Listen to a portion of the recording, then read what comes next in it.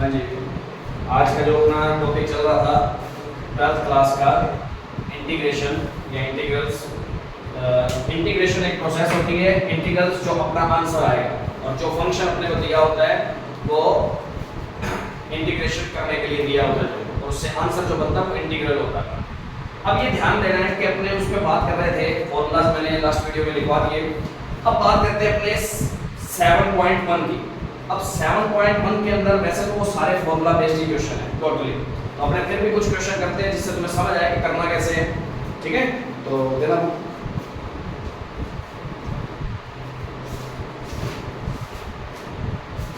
आज अपने 7.1 की बात कर रहे हैं, तो 7.1 का फर्स्ट क्वेश्चन देखते हैं। सबसे पहले sin 2x dx देखना बेटा।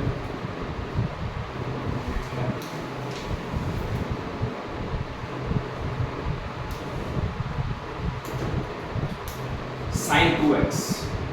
अब अपने बात करते हैं, एक नई चीज सीखेंगे कि sin 2x का डेरिवेशन करना है।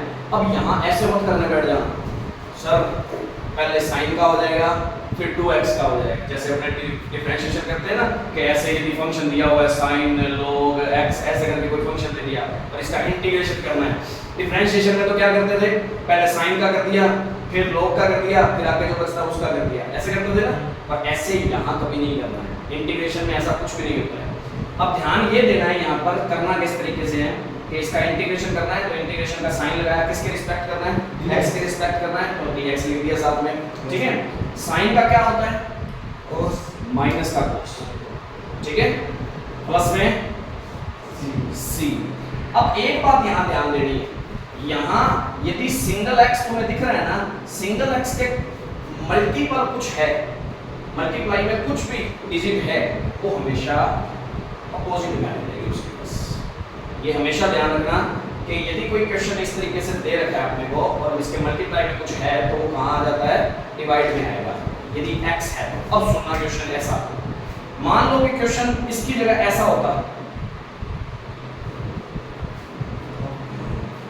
2x स्क्वायर, तो तुम्हारा दिमाग तो फटाफट डिफरेंशिएशन वाला चलेगा, साइन का कर दिया जी cos 2x स्क्वायर है, फिर 2x स्क्वायर का कर दिया जी x स्क्वायर का कर दिया। तो ये चीज गलत होती है यहाँ, इंटीग्रेशन में ऐसा कुछ भी रूल नहीं होता कि फंक्शन पे फंक्शन का आगे से आगे करते रहे ऐसा। ठीक है, तो ऐसा कुछ भी रूल नहीं है, तो ऐसी कंडीशन के अभी अपने करना सीखेंगे ही नहीं। ऐसे आएंगे आगे आएंगे तो उसके बाद की बात है, और ऐसे फंक्शन बनते भी नहीं है। फंक्शन के अंदर फंक्शन होते हैं ना, तो उनमें कुछ ना कुछ टी लेट करके काम किया जाता है, वो आएगा अपना 7.2 के अंदर का। ठीक है, वो भी अपने नहीं करेंगे। तो ऐसे क्वेश्चन मत करना, ऐसी गलतियां जो सबसे पहले बच्चा करता है वो गलतियां मैं साथ में बता रहा हूँ, ऐसी गलतियां नहीं दोहराना, तो इसका आंसर इतना सही है। ठीक है, अभी सेकंड देखो इसका, एक बार पहले 2-4 इकट्ठे करवा रहा हूँ, नोट नहीं करना अभी, पहले समझो सिर्फ, फिर उसके बाद नोट करना। अब cos 3x का करना पड़ जाए तो कैसे करोगे, cos का होता है sin x। अब कई बच्चे अब यहाँ गलती किस बात की करेंगे, डिफरेंशिएशन के फॉर्मूले इंटीग्रेशन में लगा रहे होंगे और इंटीग्रेशन के फॉर्मूले डिफरेंशिएशन में लगा रहे होंगे, तो इनमें डिफरेंस पता होना चाहिए। ये जल्दबाजी में गलती होंगी क्योंकि अभी तक अपनों ने सीखा सिर्फ क्या हुआ है, डिफरेंशिएशन सीखा हुआ है, तो फटाफट भागेंगे हाँ भाई cos x का माइनस sin x। आदत ही उसी की पड़ी है क्योंकि अभी तक पढ़ा ही है एक बात तो याद तो होने नहीं अभी, तो धीरे धीरे याद होंगे, ध्यान रखना। तो cos x का जो इंटीग्रेशन होता है वो प्लस का ही sin x होता है, और इसका मल्टीपल कितना है 3 है, ध्यान रखना। कर लोगे, आगे थर्ड क्वेश्चन देखते हैं इसका, सिंपल ये। अब बात आती है e की 2x, इसका डिफरेंशिएशन। e की 2x का, e की पावर x का क्या होता है, e की पावर x, और x में जो भी मल्टीपल है वो कहाँ आ जाएगा, डिवाइड में आ जाएगा। बात समझ आ रही है? यस सर, नेक्स्ट में जो वही होगा। हाँ, कोई जरूरी नहीं है मल्टीपल होना, मल्टीपल होना कोई जरूरी नहीं है, नहीं है तो फिर सीधा सीधा e की x का e की x। ठीक है, अब आगे देखते हैं इंटीग्रेशन ax प्लस b की होल स्क्वायर dx। अब सुनना, इसको दो तरीके से किया जा सकता है। अब एक बात बता दूं, एक तो इसका होल स्क्वायर खोल लो और सभी का क्या कर दो, अलग अलग कर दो, एक तो वो तरीका। ठीक है, एक दूसरा तरीका क्या है, इस पूरे के अंदर वेरिएबल की पावर कितनी आ रही है, 1।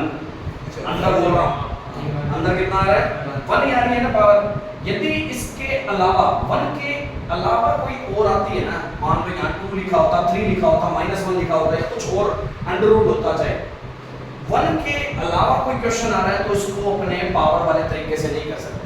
और यदि ओनली 1 आ रही है ना तो ये हमारे लिए क्या है, एक x ही है एक प्रकार से, बस x की पावर n वाला फॉर्मूला हम यहाँ लगा सकते हैं। कब? जब वेरिएबल की पावर कितनी हो, 1 हो।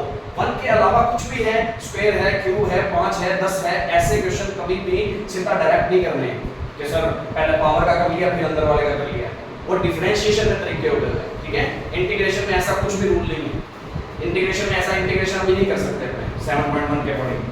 अब बात करते हैं 1 ही पावर है ना, तो ये हमारे लिए क्या है, x की पावर n का। अब x की पावर n का फॉर्मूला क्या होता है, x की पावर में n+1 पावर में n+1, यही होता है, प्लस में c, यही बात होगी। अब बात आती है x का कोई मल्टीपल है, ये है तो वो डिवाइड में साथ में आएगा, समझ आ गई बात। इस तरीके से माइंड में रखना है इक्वेशन। अब ये कितना हो जाएगा, ax + b की पावर 3 पावर में 3a प्लस में c, समझ आ रही है बात। अब बात आती है कि c क्यों लगा रहे हैं, इसकी भी बात कर रहे थे अभी, तो मैं एक बात करता हूँ, 2x + 3 का मैं डिफरेंशिएशन करता हूँ तो कितना आएगा, 2 आएगा। अब क्या मैं 2 का डिफरेंशिएशन इंटीग्रेशन करूँ तो 0 नहीं, यहाँ मैंने लिखवाया नहीं है शायद फॉर्मूला मैंने कांस्टेंट का इंटीग्रेशन का लिखवाया नहीं, वो भी नोट कर लेना साथ में।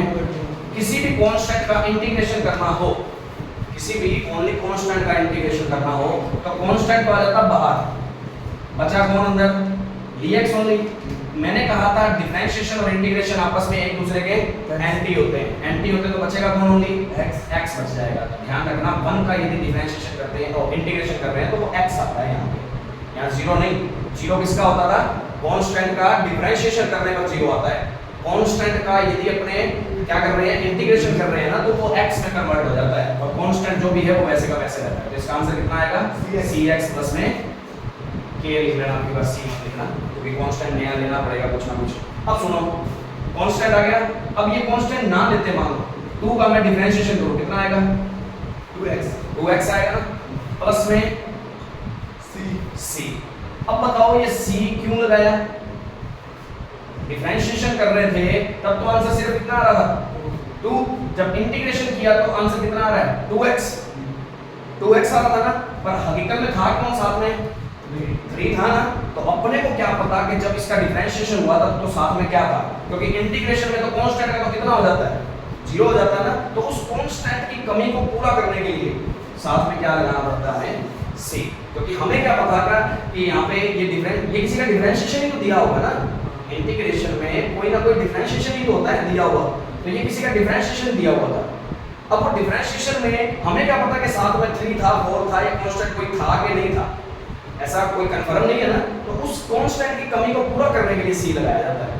यदि कांस्टेंट होगा तो c की कोई वैल्यू आ जाएगी, नहीं होगा तो उसकी वैल्यू कितनी हो जाएगी, 0, उस टाइम के अकॉर्डिंग, इसलिए c लगाया जाता है उस चीज में। तो ये फॉर्मूला जरूर नोट करना, कोई कांस्टेंट को मैं k से लिख लेता हूं तो kx हो जाएगा प्लस में c वैसे का वैसे, समझ आ रही है बात। तो ये फॉर्मूला पहले उस पे नोट करना है, फिर ये 4 क्वेश्चन नोट करने हैं, एक 5वां और बता दूं पहले मैं, फिर ये पहले 5 तो आराम से हो जाएंगे। 5वां देख लेते हैं, sin 2x माइनस में 4e की 3x। अब इसका पूरे का क्या करना है, इंटीग्रेशन करना है, कोई प्रॉब्लम नहीं है। अब बात करते हैं वही बात, जैसे differentiation u plus v u minus v में अलग अलग हो जाता था, और ऐसे ही अपने भी इंटीग्रेशन भी क्या हो जाएगा, अलग अलग हो जाएगा। तो 2x का इंटीग्रेशन अलग और 4e की 3x का इंटीग्रेशन अलग हो जाएगा। बात समझ आ रही है। अब sin 2x का भी करके हटें, कितना, माइनस का cos 2x और x का जो मल्टीपल है वो डिवाइड में प्लस में c। चलो इन दोनों का इकट्ठा ही c लगा देंगे कोई ना, ठीक है। और माइनस 4 बाहर आ जाएगा, कांस्टेंट है, और e की 3x का e की x और अब ओवर में 3, तो प्लस c इसका भी। देखो c इसका भी आना था कोई ना कोई, इसका भी कोई ना कोई c आना था, दोनों मिलके कांस्टेंट प्लस कांस्टेंट मिलके कोई नया कांस्टेंट ही बनाएंगे। उस नए कांस्टेंट को क्या नाम दे देते हैं, सीधा c नाम दे देते हैं, ठीक है। तो ध्यान रखना, इस तरीके से 5 क्वेश्चन समझ आए होंगे ढंग से, ठीक है। तो इसको नोट करो साथ में।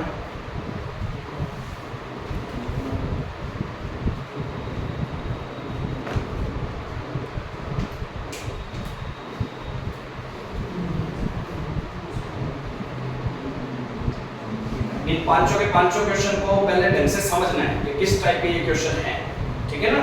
और वो फॉर्मूला पहले नोट कर लेना कांस्टेंट के लिए, कांस्टेंट का मैंने फॉर्मूला लिखवाया नहीं था, शायद भूल गया था वहाँ, तो ये चीज़ को पुराने वाली वीडियोस के अकॉर्डिंग देख लेना और इसका भी फॉर्मूला नोट कर लेना उसके अंदर। फिर उसके बाद ये 5 क्वेश्चन नोट करना, फिर उसके बाद अपने आगे वाले स्टेप पे चलेंगे, ठीक है। पुरानी बुक्स के अकॉर्डिंग शायद ये नहीं है 7.1, उसमें कुछ अलग क्वेश्चंस है। अब नई बुक्स के अकॉर्डिंग बता रहा हूँ कि ये क्वेश्चन है नई वाली में, ये ध्यान रखना, ठीक है। इस चीज़ को अच्छे तरीके से ध्यान रखना है। बाकी वीडियो अच्छी लगी हो तो लाइक और शेयर जरूर करें, ज़्यादा से ज़्यादा चैनल को सब्सक्राइब करें। यदि कोई प्रॉब्लम लगती है तो कमेंट बॉक्स में बता सकते हैं। Thank you.